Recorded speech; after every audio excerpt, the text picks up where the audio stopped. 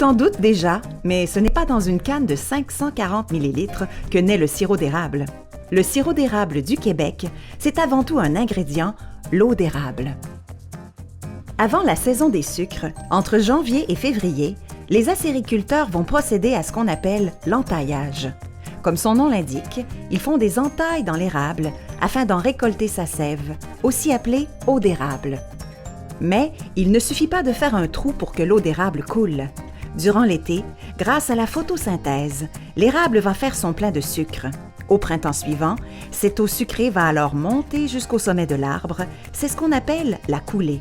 Ce phénomène ne peut avoir lieu que s'il y a alternance sous le point de congélation, entre -10 et 0 degrés Celsius, et au-dessus du point de congélation, entre 0 et 10 degrés Celsius.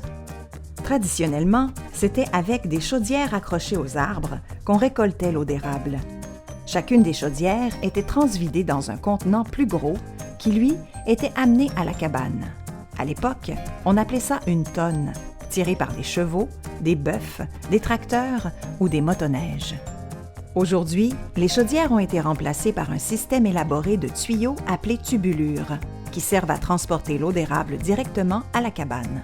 Là-bas, elle va être recueillie dans de grands bassins et subir un procédé de concentration mécanique par osmose inversée.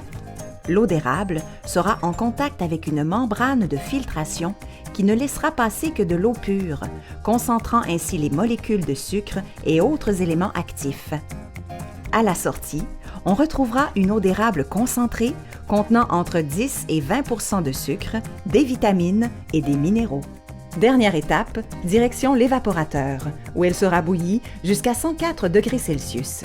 Il va alors se passer un phénomène naturel appelé réaction de Maillard. Les acides aminés présents dans l'eau d'érable vont se combiner au sucre. L'eau d'érable va se colorer et se transformer en sirop d'érable. C'est donc à la réaction de Maillard que l'on doit la saveur et la couleur si caractéristiques de notre sirop d'érable du Québec. Mais la saison joue aussi sur la couleur et le goût du sirop d'érable.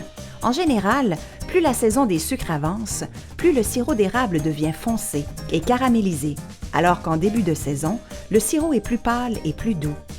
On distingue 4 classes de sirop d'érable: le doré au goût délicat, l'ambré au goût riche, le foncé au goût robuste et le très foncé au goût prononcé.